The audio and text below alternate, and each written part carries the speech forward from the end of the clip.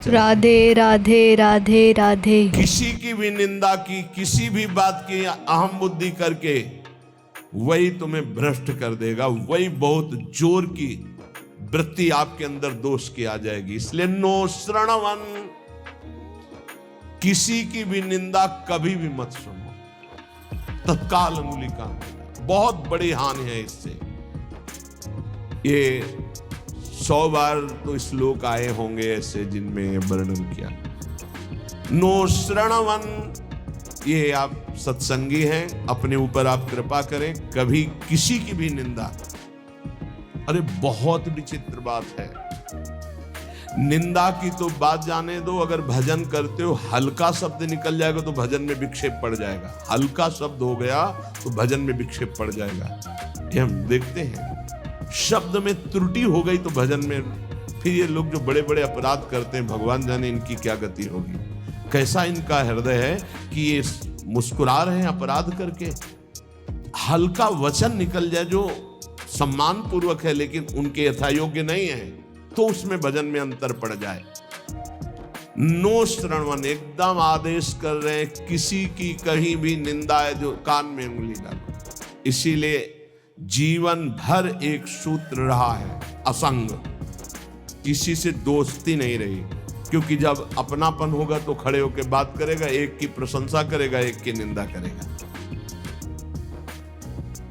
किसी से भी जरा सी प्रियता से बात कर तो फंस गए। सेवक जी महाराज बहुत सावधानी से कह रहे हैं, तब सुख हरिवंश गुण नाम रसना रटत, और बहुवचन अति दुखदानी। तभी सुख है जब हरिवंश के नाम और गुण को ये वाक्य इंद्रिय राधे राधे राधे राधे, और कुछ बोले तो दुखदानी, निश्चित दुख में फंस जाओगे। नो श्रवण, बिल्कुल ये नियम ले लेना चाहिए, किसी की निंदा, और निंदा सुनने में मन बहुत राजी रहता है, अच्छा, और बहुत हर्षित होके जैसे उसको राजपद मिलने जा रहा हो, ऐसे पूरे एकाग्रता, ऐसा ना वेदांत का सिद्धांत सुनेगा, ना भक्ति का सुनेगा, ना भगवान की महिमा। निंदा हो रही है तो खसक के और नजदीक पहुंच जाएगा, पुनः बोलो, हम सुना नहीं, और अच्छा ऐसा हुआ, और आगे क्या, पूरा रसास्वादन उसमें डूबे चले जा रहे हो, ये नहीं पता कि ये हमारे सारे पुण्य नष्ट करके नरक का रास्ता बन रहा है। नो श्रवण नैव ग्रहणन, सुनाई पड़ गया तो स्वीकार ही नहीं करना कि वो दोषी है, नहीं नहीं, भगवान जिसको जैसे चला रहे चल रहे, पूरी सृष्टि उन्हीं के चलाए चल रही। यंत्रारूढ़ानी मम माया, नहीं नहीं, मुझे तो भगवान की दिव्य लीलाओं में जाना है, माया जनित लीलाओं के गुण दोष नहीं देखने, ना सुनना है और ना ग्रहण करना। ग्रहण करना होता है कि वास्तविक ऐसा ही है, हाँ वरे वो तो ऐसा। अब जिंदगी भर जब उसकी बात आएगी तो पहले वो दोष हो जाएगा। अच्छा, वो घृणास्पद भाव तुम्हें भगवत प्राप्ति कभी नहीं होने देगा। घोर पापी में, नीच में भी स्वाराध्य बुद्धिर मम, मेरे आराध्य राधा वल्लभ लाल विराजमान है, ये भाव रखना है। कह रहे सकल तनु भृताम क्वापि दोषम गुणम वा, जितने भी शरीरधारी हैं किसी के ना दोष सुनना है ना ग्रहण करना है। वृंदावनस्थ सत्वान राधे राधे राधे राधे, दंड पातई, ऐसे भजन बचता है। ऊपर वाली पंक्ति से भजन बचता है। परदोष दर्शन, परदोष वर्णन, परदोष श्रवण और परदोष चिंतन, इस सर्वनाश कर देता है, सर्वनाश।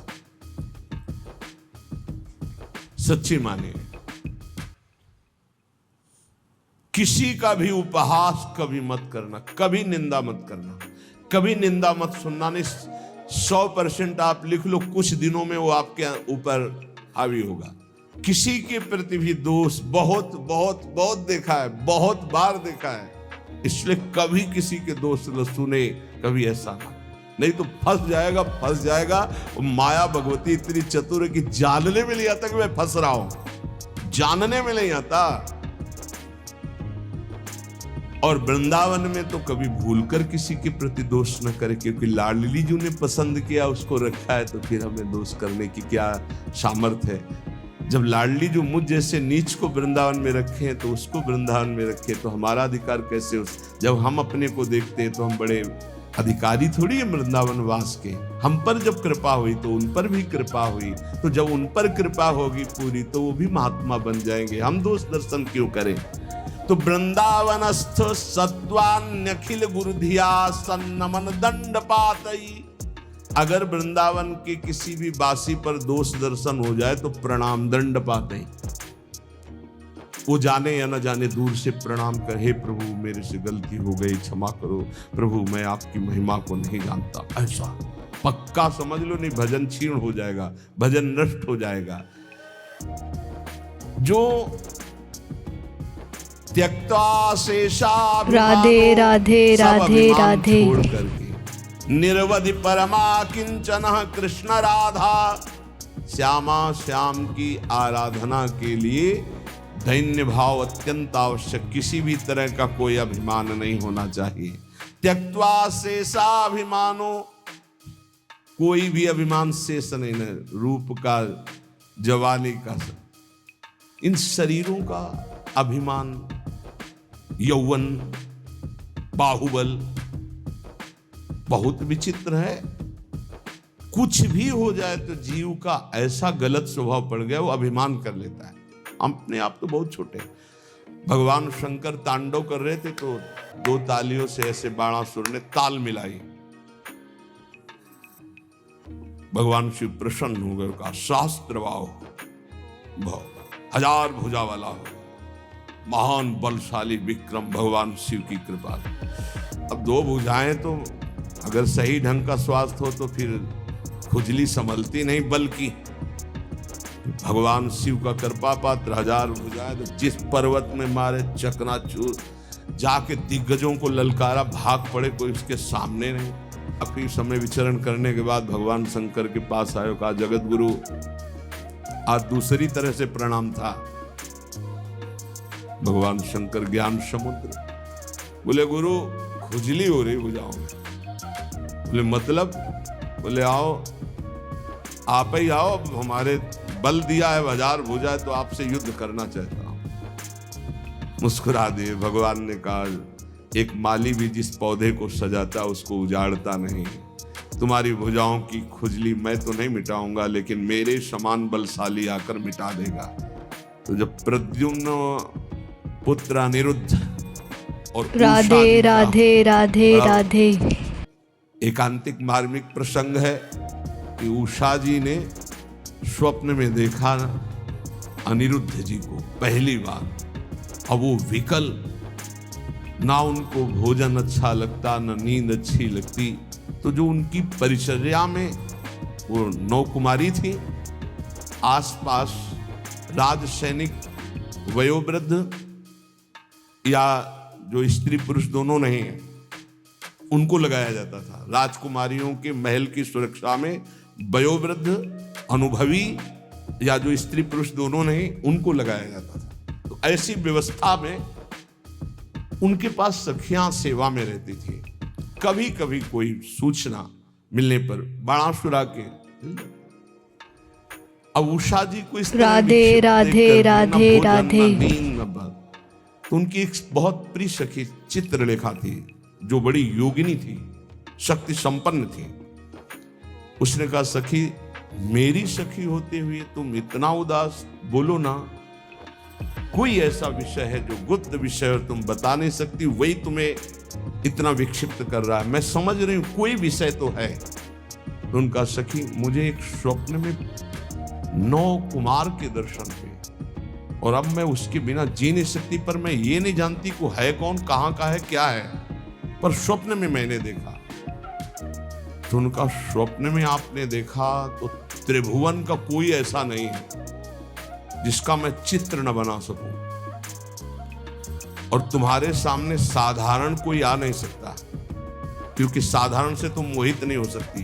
तो मैं असाधारण महापुरुषों के परिवारों का चित्रण करूंगी, तुम केवल इशारा दे देना, मैं योगिनी हूं, अपहरण उसका मैं कर लूंगी। स्वप्न में देखा था अनिरुद्ध जी को। वो बड़े बड़े नागलोक, स्वर्गलोक, सब लोगों के बड़े बड़े जो सुंदर हैं, गंधर्व हैं, देवता हैं, यक्ष हैं, फिर मानव लोक का। जय भगवान श्री कृष्ण का चित्र आया, मुस्कुराए, बोले बस कुछ मिलता जुलता ऐसा ये तो नहीं है। प्रद्युम्न जी बस कहा बिल्कुल नजदीक पहुंच चुकी हो, मिलता जुलता ही चित्र राधे है, राधे राधे राधे। अनिरुद्ध जी का आया सो रो पड़ी, बोले यही मेरे चित्त का अपहरण करने। बोले बहुत बड़ी जगह तुम्हारा स्वप्न होगा, आसक्ति हुई है। पता है द्वारिकाधीश भगवान श्री कृष्ण के नाती हैं अनिरुद्ध जी। सुदर्शन चक्र का रात दिन पहरा रहता है द्वारिका में, किसी का भी प्रवेश नहीं। बहुत महान जगह तुम्हारी आसक्ति हुई, पर मैं अपने प्राण त्याग कर भी सखी तुम्हें मुस्कुराते देखना चाहती हूँ। तो उनका अगर मुस्कुराते देखना चाहती तो इनसे मिलवा दो। स्वप्न में देखा था।